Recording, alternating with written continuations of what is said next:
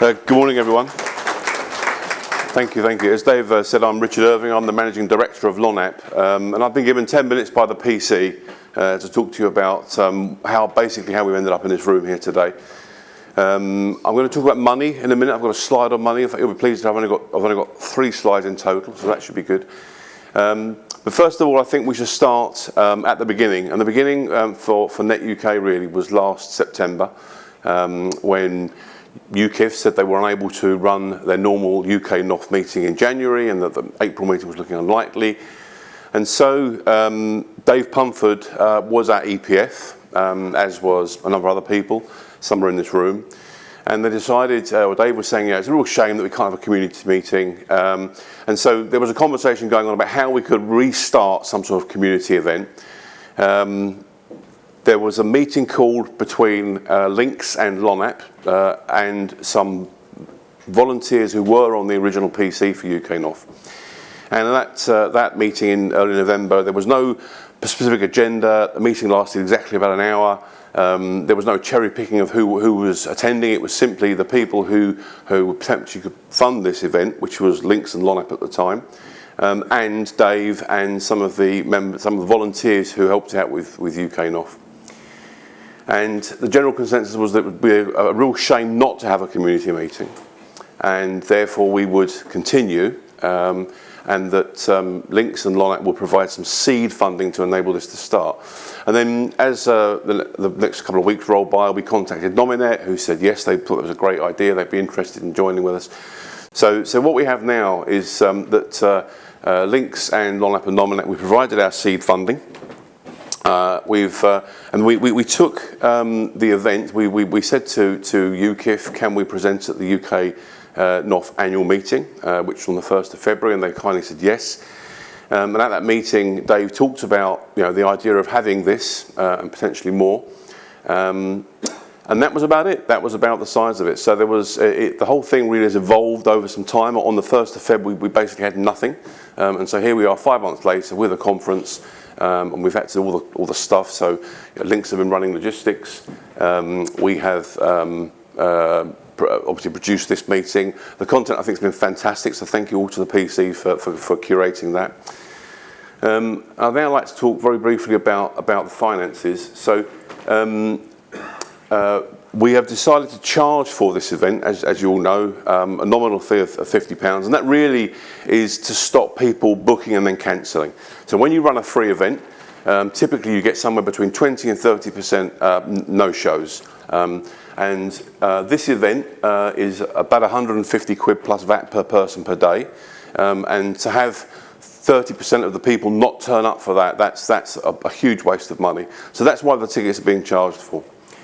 The social event, taken into a per person amount, is about £125 plus VAT. So you can see this is not a cheap event. This is a nice venue, but this is no more or less expensive than a lot of others in London or Manchester.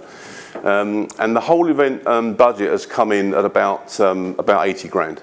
So that's a fair chunk of cash really to have here. There has been some people saying, well, why can't we just run the event? Why might we need a legal entity to run the event? But obviously, when you're paying a deposit of 20 grand for a venue, you need someone to contract for that. These days we have GDPR, data processing. There's a whole lot of organisation that has to happen, and you need entities to contract with that. And so this is leading into a conversation we're going to have after lunch that Andy Davidson will be driving.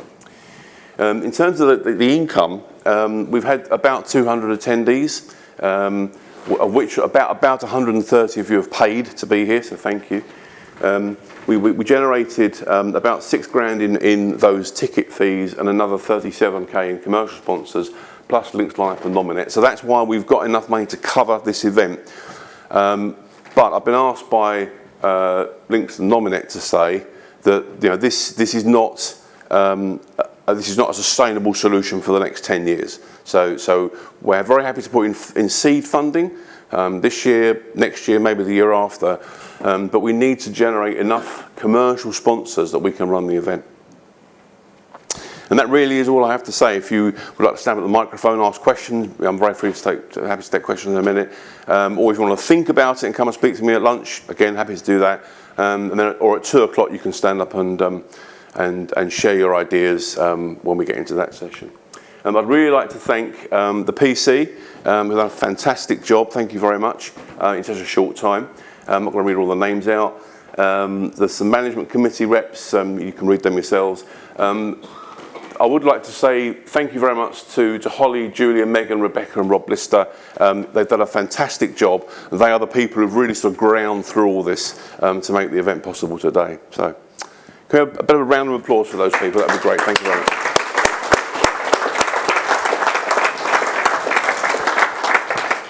Anyone have any questions?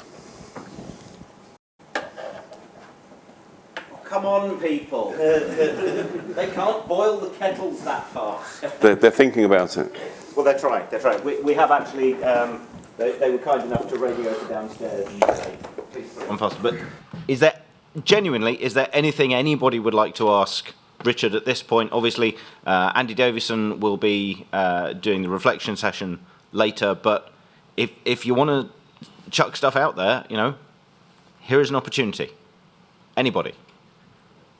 Go on.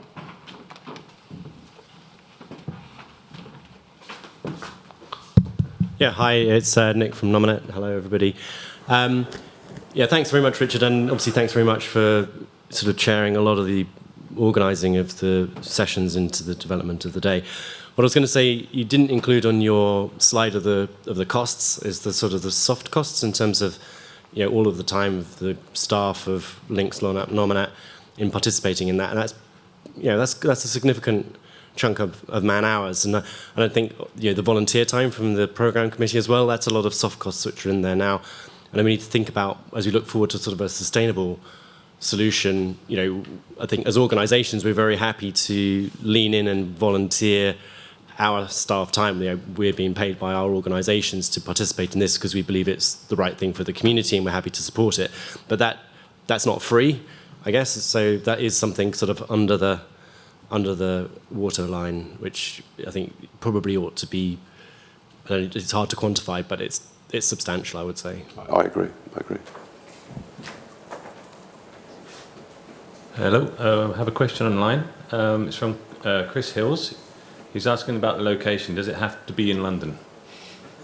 Well, I mean, that's a very, very good question, and it's one that that we have thought about. I think the most important thing is that the location has a viable place to run the event and has good communications, has plenty of hotels at a reasonable price. So that probably isn't London. I'm gonna at this point I'm going to apologise for the room because I'm 60% responsible for having this venue. This is not an ideal room. I'd much rather a better layout, but anyway. But yeah, so I think we've already talked about moving the event somewhere. Personally, I'd love to go back up to Edinburgh because it's a great city, but there are only so many places where you can get a conference venue that is big enough. And I would say my personal opinion is that 200 is probably too small for an event. It needs to be a bigger event than this, but we'll see how that goes.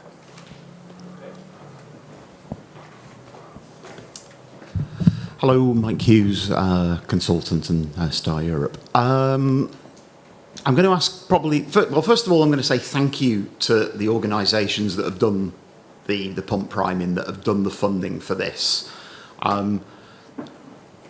Hopefully they're for next year as well, because I think, you know, this has obviously shown that there's a real value in doing this and sustaining this community. So hopefully you're in for another year. In terms of the longer term support, obviously Links, LONAP, Nominate are all member organisations. Yes. And effectively what you're doing is spending some of the members' money on this community. What I'm going to ask is, do you believe, and you don't have to necessarily answer this right now because you might not be ready to answer the question, but take it away and think about it. Do you believe that actually it's a valid way of spending the members' money because actually you're investing that money back in this community? You're investing that money into the industry. You're investing that money in developing people, developing connections that are really important outside of your own constituency, because it's very, very easy to become introspective inside your own membership. That's a good question. Thanks very much, Mike.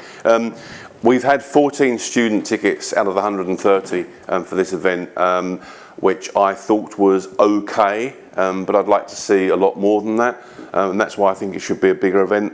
LONAP's charter is to develop and do things that are the benefit of the UK internet, so you could certainly include all of the things that you've mentioned. So I think we are very, very well aligned there. We just need to be, we just need to give some serious thought to exactly what the cost is and how it looks, basically. Follow-up question. Just quickly, and this is an audience participation thing, sorry. Show of hands if you are not affiliated with a Links, LONAP or Nominet member organisation in this room. And I'm sort of half up. So actually quite, about 25% of people are not in, domain registrars, not IXP participants, but somewhere else in the community. And I think it's very important to recognise that this event, and obviously the smaller upstairs and the pub meetings that we have in the regions, are really important to include in the whole community and not just the subsets in peering or domain registry and those kind of things. So yeah, thank you. Thanks for that. Cheers. Thank you.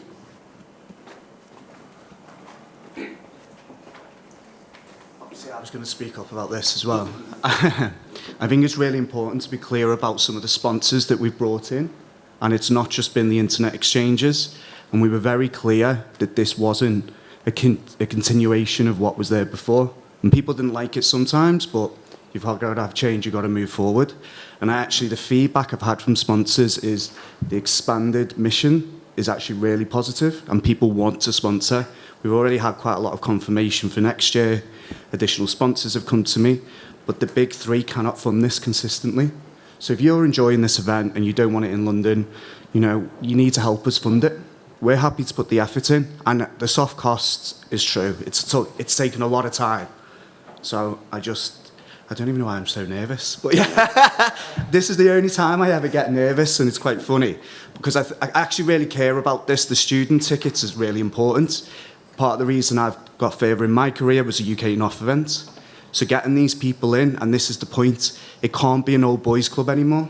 We've got to have more diversity. There's not enough women here, not enough women presenters. We know this. So let's push it on. The sponsors are asking about that as well. So this is why we've looked at inclusivity and diversity. We've looked at professional development. We're looking at making the community and helping fund these smaller events. As I keep saying, we don't want to be running Net Manchester, Net London. We want to support them. If we can raise money at a national level and help them get going, like Net Scotland, it's great. They have their own charters. We don't need to be involved in that, but this can be a community for everyone involved in network infrastructure, and we've been very clear about that. So that's just a point, all right? I'm having to go. Thank you, Dave. Nervous.